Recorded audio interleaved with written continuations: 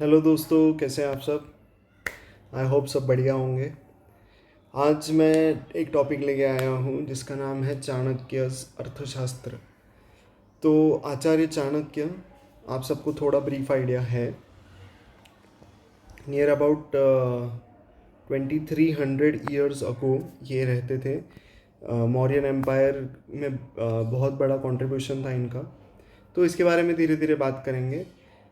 चाणक्य की बहुत फेमस दो बुक्स है जिनका नाम है चाणक्य नीति, जिसके भी कोट्स आपने बहुत बार इंस्टाग्राम, यूट्यूब या बहुत सारे यूट्यूब वीडियोस वगैरह में देखे रहेंगे।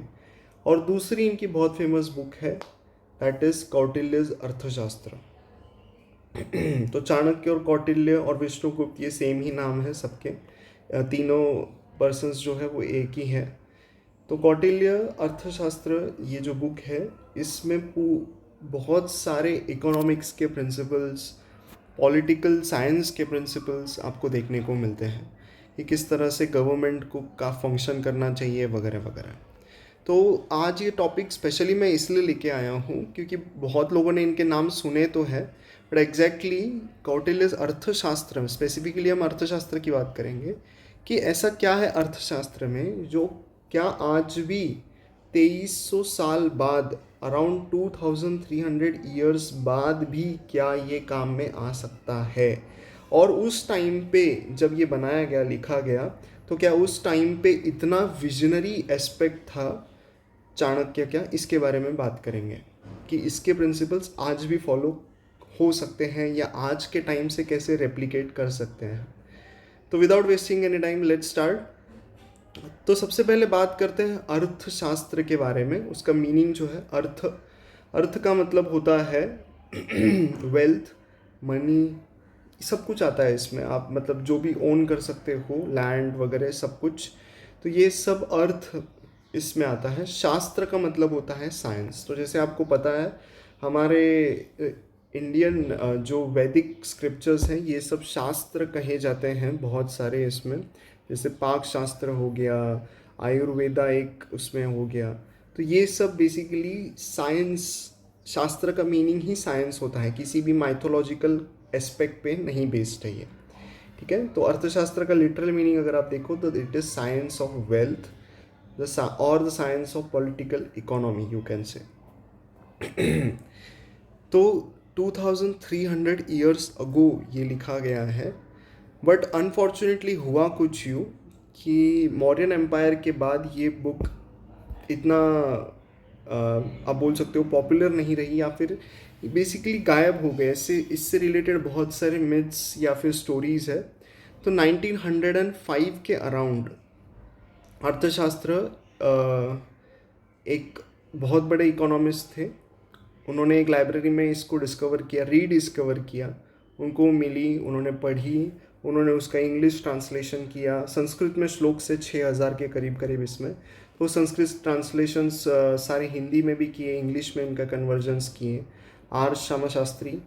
तो कहने का मतलब ये है कि अगर ये बुक थोड़ा पहले मिलती, तो आपको सबको पता है father of economics is not, unfortunately it is not Chanakya, it is Adam Smith. उन्होंने किताब लिखी थी 1776 में, the wealth of Nations. But इनसे भी 2000 साल पहले एक इकोनॉमिस्ट इंडिया के जो रहे हैं, उन्होंने ये बुक लिखी है जिसमें आज भी बहुत सारे प्रिंसिपल्स हैं जो फॉलो किए जा सकते हैं या कर रहे हैं। इसको हम आगे डिस्कस करेंगे। तो मैं आपको यही बताना चाहता हूँ, मेन एस्पेक्ट यही है इस वीडियो का कि how modernised our society was 2300 years ago as well. तो थोड़ी एक झलकी मौर्यन एम्पायर की, जिसको एस्टैब्लिश करने में चाणक्य का बहुत बड़ा रोल है। इसके ऊपर एक सीरीज़ भी बनी हुई है, आप वो देख सकते हो, बहुत अच्छी, बहुत फेमस है वो सीरीज़। इसके अलावा बहुत सारे बुक्स हैं, चाणक्य चैंट्स वगैरह, उसमें एक आधी बुक है, आप पढ़ सकते हो। बहुत अमेजिंग है कि किस तरह से चाणक्य ने एक टीचर और चंद्रगुप्त मौर्य जिनके पास कुछ भी नहीं था, दोनों के पास भी कुछ भी नहीं था, उन दोनों ने मिलके और कैसे साम दान दंड भेद कूटनीति इन सब का इस्तेमाल करके पूरे मौर्यन एम्पायर को, इंडिया को पूरे यूनाइट किया। जिस तरह से इंडिया था उस टाइम पे, इससे पहले वो बहुत छोटे छोटे टुकड़ों में बटा हुआ था। तो आप देख सकते हो नियर अबाउट आज के प्रेजेंट कर्नाटक से लेके साउथ में, अफ़गानिस्तान तक वेस्ट में, और ईस्ट में पूरा नॉर्थ ईस्ट जो स्टेट्स हैं आपके सारे, बांग्लादेश का एरिया और इवन म्यांमार का भी थोड़ा सा एरिया, ये सब मौर्यन एम्पायर के कंट्रोल में था। यूनिफाई किया था, एक ही राजा था पूरे इस भारतवर्ष का, ठीक है, उस टाइम पे। तो ऐसे क्या प्रिंसिपल्स थे, उन सब के बारे में अब बात करते हैं कि चाणक्य क्या क्या चीज़ों की बारे में बात करते हैं अर्थशास्त्र में। तो पहले इसलिए मैंने मैप दिखाया कि उस टाइम पे इतना मतलब कुछ भी रिसोर्सेज ना रहे कि भी कोई एक इंसान कैसे पूरा इंडिया यूनिफाई कर सकता है। ऐसे राजा को ऐसे आप बोल सकते हो किसी पर्सन को राजा बना सकता है, किंग मेकर जिसको बोलते हैं, जिसका कोई भी फैमिली आप बोल सकते हो किंगशिप से रिलेटेड ही नहीं था, फिर भी। तो king maker, the greatest king maker. Let's start. तो क्या क्या प्रिंसिपल्स आपको देखने को मिलते हैं। सबसे पहले बात करते हैं अर्थशास्त्र में चाणक्य, वो है मिक्स्ड इकोनॉमिक मॉडल के बारे में। तो यस दोस्तों, बहुत पहले से, बहुत बहुत पहले से इंडिया में मिक्स्ड इकोनॉमिक मॉडल ही चला आ रहा है। मिक्स्ड इकोनॉमिक मतलब क्या कि जहाँ पे प्राइवेट सेक्टर, आज के जैसे अदानी अंबानी ये सब बेसिकली एग्जिस्ट करते हैं। तो प्राइवेट सेक्टर और पब्लिक सेक्टर का साथ में मेल जोल आपको देखने को मिलता है। प्राइवेट सेक्टर यानी कि क्या कि ये जो आजकल के सारे प्राइवेट ग्रुप्स हैं, अदानी अंबानी बिरला गोयनका मोदी एक्सेट्रा एक्सेट्रा, ये सब, और पब्लिक सेक्टर यानी कि गवर्नमेंट के कुछ एंटरप्राइजेस, तो दोनों साथ में थे। और कौटिल्य बहुत स्ट्रांगली बिलीव करते थे कि a strong private sector is a source of strength to the state. यानी कि अगर आपका प्राइवेट सेक्टर अच्छा नहीं है कंट्री में, प्राइवेट सेक्टर फ्लरिश नहीं कर रहा है, तो आपकी कंट्री भी फ्लरिश नहीं करेगी, ठीक है। तो ये उस टाइम पे 2300 साल पहले चाणक्य ने ये बात कही थी, जिसको हमने फॉलो नहीं किया 1947 में। हम कहने को मिक्स इकोनॉमी थे, लेकिन आप सबको पता है 1991 तक हमने प्राइवेट सेक्टर को बहुत बहुत ज़्यादा डोमिनेट किया, बहुत ज़्यादा लाइसेंसिंग वगैरह लगाए, तो इसलिए उस टाइम पे हम फ्लरिश कर भी नहीं पाए। बट कोई नहीं, आगे बढ़ते हैं। नेक्स्ट है हमारे पास, ये सब जो गरीबी आप देख रहे हैं ये नहीं रहती, इंडिया एक अभी भी सोने की चिड़िया ही रहती, बट धीरे धीरे हम आगे बढ़ रहे हैं उस दिशा में। नेक्स्ट प्रिंसिपल जिसके मैं बारे में बात करना चाहूँगा अर्थशास्त्र के बारे में, कि उस टाइम पे भी अर्थशास्त्र में ऐसे इंसिडेंसेस मिलते हैं कि उस टाइम पे भी एक बहुत अच्छा बैंकिंग सिस्टम देखने को मिलता था। Banks are the core of any finance, आप बोल सकते हो फाइनेंशियल इकोनॉमी के हम जब बात करते हैं तो बैंक्स उसके सेंट्रल प्लेस में होता है। अगर अच्छी बैंकिंग सिस्टम ना हो तो इकोनॉमी कोलैप्स हो सकती है, आगे नहीं बढ़ सकती। तो उस टाइम पे भी बैंकिंग सिस्टम के बारे में बात की जाती है, जो आज भी बहुत अच्छे से प्रेजेंट है, उस टाइम पे भी है, उस टाइम के बारे में बात की जाती है। नेक्स्ट है इंफ्रास्ट्रक्चरल डेवलपमेंट से related and tax incentives for business. तो जैसे आज अगर आप इनकम टैक्स एक्ट पढ़ते हो तो उसमें बहुत सारे टैक्स इंसेंटिव्स दिए जाते हैं। अगर आप स्पेसिफिक एरियाज़ में बिज़नेस खोलते हो, आपका बिज़नेस इस सेक्टर में बनता है, ये सब के बारे में, तो आपको स्पेशल टैक्स इंसेंटिव्स दिए जाते हैं। ये चीज़ जो आज एप्लीकेबल है और आज हमारे बुक्स में है, हमारे एक्ट में है, प्रेजेंटली है, ये चीज़ 2300 साल पहले भी थी। कौटिल्य जैसे मैंने बताया बिलीव करते थे, एक बहुत अच्छा कोट है उनका कि wealth of nation depends on the wealth of people. आपके कंट्री के अगर लोग रिच हैं, वेल्दी है, तो आपकी कंट्री ऑटोमेटिकली वेल्दी हो जाएगी। तो जो कुछ इनकम टैक्स के बेनिफिट्स आपको आज देखने को मिलते हैं, टैक्स इंसेंटिव्स फॉर बिजनेसेस, कि अगर आप स्पेसिफिक सेक्टर में बिजनेस करते हो तो आपको इतना इतना टैक्स बेनिफिट मिलेगा, वो उस टाइम पे भी था। मतलब जस्ट इमेजिन कि कितना विजनरी लिखा गया है अर्थशास्त्र को, कि जो आज इतनी जनरेशन्स चली गई हैं, ऑलमोस्ट नहीं बोले तो भी 300 से 400 जनरेशन्स हमारी चली गई हैं, उसके बाद भी ये चीज़ें एप्लीकेबल हैं और बहुत अच्छे से एप्लीकेबल हैं। फिर लीगल एग्रीमेंट्स के अगर बारे में बात करें तो आज हमारे पास है Indian contract act 1872, CA foundation, CS वगैरह, ये सब प्रोफेशनल और इवन बीकॉम में भी इसको पढ़ाया जाता है। तो इंडियन कॉन्ट्रैक्ट एक्ट आया वैसे ब्रिटिशर्स ने लाया 1872 में, बट इसके इंसिडेंसेस मिलते हैं हमको अर्थशास्त्र में भी। अर्थशास्त्र में भी ऐसा कहा लिखा गया है कि अगर दो पार्टीज़ या उससे ज़्यादा के बीच में अगर कुछ भी वर्बल रिटर्न एग्रीमेंट होता है तो उसके फाइन्स, डिस्प्यूट रिजोल्यूशंस, पेनल्टीज से लेके सब कुछ डिटेल्ड में वर्णन किया गया है अर्थशास्त्र में। कितना कितना अमेजिंग बुक है, देखो। नेक्स्ट हम बात करते हैं that is concept of passport के बारे में।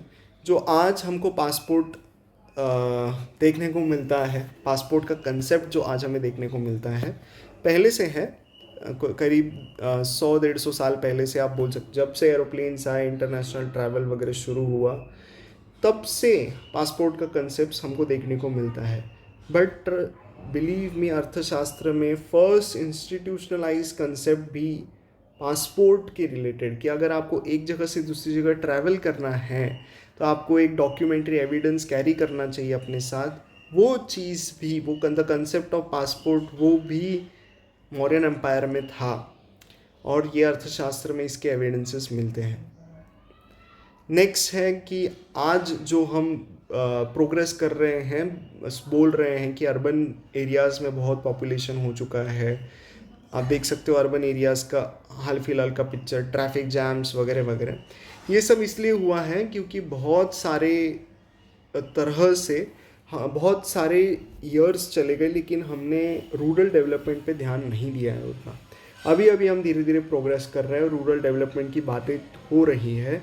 बट उस टाइम पे भी चाणक्य ने बोला था, उस टाइम पे तो पॉपुलेशन मान लो इतना था भी नहीं, तो उस टाइम पे भी तब भी चाणक्य ने ये बोला था कि power comes from country side which is the source of all activity. मतलब आपको रूरल एरियाज़ को इतना डेवलप करना है, प्रोग्रेस करना है, ताकि अर्बन एरियाज़ में माइग्रेशन ना हो और रूरल एरियाज़ में भी उनके पास भी वेल्थ रहे, source of wealth, source of power वहाँ पे पहले बननी चाहिए, फिर उसी का पूरा आपको श्रेय नेशन वाइड देखने को मिलता है। इतनी अमेजिंग बात की गई है अर्थशास्त्र में। फिर नेक्स्ट, हर साल हमें फरवरी के फर्स्ट वीक में बजट देखने को मिलता है, जो जनरली फाइनेंस मिनिस्टर प्रेजेंट करता है। मोदी गवर्नमेंट में हाल फिलहाल में निर्मला सीतारमण जी प्रेजेंट कर रहे हैं। तो ये जो बजट का कंसेप्ट है, आप सोच रहे होंगे कि आज़ादी के बाद से या फिर इवन ब्रिटिशर्स वगैरह के टाइम से देखने को मिला होगा। Answer is no. अर्थशास्त्र में भी इसका वर्णन किया गया है कि साल शुरू होने से पहले एक एस्टिमेशन निकाला जाता था रेवेन्यूज़ एंड एक्सपेंसेस का, कि कितना स्टेट गवर्नमेंट, मतलब जो गवर्नमेंट थी उस टाइम पे मौर्यन एम्पायर, उसके हर एक सुपरिटेंडेंट से लेके सबको कितना पैसा एलोकेट करना है, कितना नहीं करना है, कितना वो जनरेट करेगा रेवेन्यू, ये सब डिटेल्ड प्लानिंग बजट बेसिकली ये एक साल पहले ही बना दिया जाता था, तय किया जाता था। हर साल इसको रिवाइज किया जाता था, देखा जाता था, चेंज किया जाता था, जो आज भी हो रहा है। ऐसी कोई, मेरे को नहीं लगता ऐसी कोई आपको विजनरी किताब पढ़ने को मिलेगी, बहुत कम होंगी दुनिया में, उसमें से एक है अर्थशास्त्र। है संस्कृत में सारे श्लोक, इंग्लिश वर्जन्स भी है, हिंदी वर्जन्स भी है, ज़रूर पढ़ना। आपको सच में सेल्फ रियलाइजेशन होगा कि उस टाइम की जो बातें हैं जो लिखी गई हैं, इतने वर्ष बाद भी, इतने सालों बाद भी, क्या ये सच में एप्लीकेबल है और क्या हम इनसे सीख सकते हैं। अभी और है, थोड़ा और बात करते हैं। कंज्यूमर प्रोटेक्शन एक्ट 1986, जागो ग्राहक जागो, इसके एड्स बहुत सारे देखे रहेंगे आपने, और कंज्यूमर प्रोटेक्शन से रिलेटेड अवेयरनेस भी आपने बहुत बहुत ज़्यादा देखा रहेगा, टीवी पे, दूरदर्शन वगैरह पे आता है। But trust me, this is not a new concept. ये अर्थशास्त्र में भी इसका मेंशन देखने को मिलता है कि अगर कंज्यूमर के साथ धोखा होता है या कुछ भी होता है तो उसको किस तरह से प्रोटेक्ट किया जाएगा, क्या क्या पनिशमेंट्स, पेनल्टीज, फाइन, सब चीज़ों का वर्णन किया गया है अर्थशास्त्र में 2300 साल पहले। टैक्सेशन की बात करते हैं। आज बहुत हेवीली हम टैक्स पे करते हैं और आज सबको यही दुख है, जो भी टैक्स पेयर्स हैं मेनली उनको ये बहुत बार दुख होता है कि हम क्यों टैक्स भर रहे हैं वगैरह वगैरह। और इवन जनरली देखा जाए तो टैक्स का बर्डन थोड़ा ज़्यादा है इंडिया में। The maximum rate of GST is 28%। Income tax की अगर बात करें, मिला ले अगर इनकम टैक्स, तो near about 40% on an average तक चला जाता है आपका, अगर हाईएस्ट स्लैब में जाते हो तो जस्ट इमेजिन कि इतना ज़्यादा हम टैक्स पे कर रहे हैं। टैक्सेशन के ऊपर चाणक्य ने क्या कहा था, एक बार बात करते हैं। A ruler should not tax at his pleasure. Pleasure के हिसाब से टैक्सेस नहीं होने चाहिए। रूलर को लगा, किंग को लगा, सपोज करो कि टैक्सेस बढ़ा देते हैं, इन टैक्सेस का इस्तेमाल करके हम और डेवलपमेंट कर सकते हैं, बट एट हिज प्लेजर वो टैक्स नहीं करना चाहिए।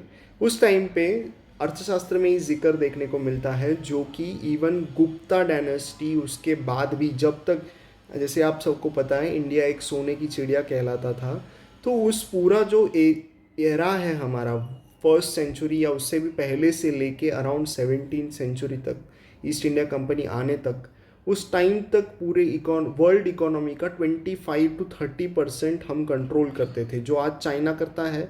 उस टाइम पे हमारी उतनी बड़ी इकोनॉमी। तो ये तो बहुत ज़रूरी एस्पेक्ट है हमारे लिए कि टैक्सेशन उस टाइम पे क्या था उसको समझने के लिए। तो टैक्सेशन की अगर बात करें तो अर्थशास्त्र में स्पेसिफिकली मेंशन्ड है कि टैक्स का रेट 1/6 से ज़्यादा नहीं होना चाहिए। 1/6 ऑफ द प्रोडक्शन, 1/6 मतलब परसेंटेज टर्म्स पे कितना होता है, 16.66% नियर अबाउट। तो 5% से लेके, ऐसे स्पेसिफिक मेंशन नहीं है, बट 5% से लेके 16.66% तक ही टैक्स हो, एट हिज प्लेजर ना हो। लोगों के पास पैसा होना चाहिए, डिस्पोजेबल इनकम उनका ज़्यादा होना चाहिए, ताकि वो एक्सपेंडिचर कर सके, नए नए बिजनेसेस खोल सके। और इसके अलावा भी टैक्स इंसेंटिव्स आपको देखने को मिलते हैं, जो मैंने अभी बात की पहले स्लाइड्स में, बिजनेस से रिलेटेड। अगर आप ये स्पेसिफिक बिजनेसेस करते हो तो इवन लिकर के लिए भी 5% 10% से ज़्यादा का टैक्सेशन नहीं मेंशन किया गया है। लेकिन आज के अगर रेट्स में कंपेयर करें जो 2300 ईयर्स जो मेंशन किए गए थे उससे, तो वो बहुत ड्रास्टिक वेरिएंस है उसमें। तो आप सोच रहे होंगे कि इंडिया ने आज इतने ज़्यादा टैक्स रेट्स रख के बहुत पैसा कमाते रहेंगे इंडियन गवर्नमेंट, मतलब रेवेन्यू वाइज अगर मैं बात करूँ, टैक्स कलेक्शन हैवी होता रहेगा। Answer is no. Tax collection उतना ज़्यादा हैवी नहीं होता है as compare to other nations. इसका मेन रीज़न यही है, मुझे ऐसा पर्सनली फील होता है। इसको प्रैक्टिकली अप्रोच किया जाना चाहिए, इस एक्सप्लोर किया जाना चाहिए कि अगर इतनी सारी बातें चाणक्य ने जो बोली है अर्थशास्त्र में, ये सारी बातें, इतनी सारी बातें अगर आज इतने सालों बाद भी एप्लीकेबल हो रही है, तो टैक्सेशन के लिए जो दिए गए हैं चीज़ें उसको क्योंकि चाणक्य ने जब मेंशन किया था उसके 1000 साल 2000 साल बाद तक की भी आप अगर टैक्सेशन के लॉज देखोगे तो कहीं पे भी 16.66%, 20% से ज़्यादा कहीं भी टैक्सेशन नहीं है, अनटिल ईस्ट इंडिया कंपनी आती है तब तक। इवन ईस्ट इंडिया कंपनी जब बे ऑफ मतलब बंगाल में आती है, तो वहाँ के जो गवर्नर होते हैं, मतलब जो रेवेन्यू कलेक्टर होते हैं, उस टाइम पे भी मेंशन किया जाता है कि 2% टैक्सेशन का रेट था। लेकिन आज के कंपैरिजन में वैसा कुछ नहीं है। तो इसको एक्सप्लोर किया जाना चाहिए और इस हिसाब से ही हमारे आज की करंट टैक्स पॉलिसीज़ मेंशन किए जाने चाहिए, रेट्स चेंज किए जाने चाहिए। आपको क्या लगता है, आप ज़रूर कमेंट सेक्शन में मुझे बताना।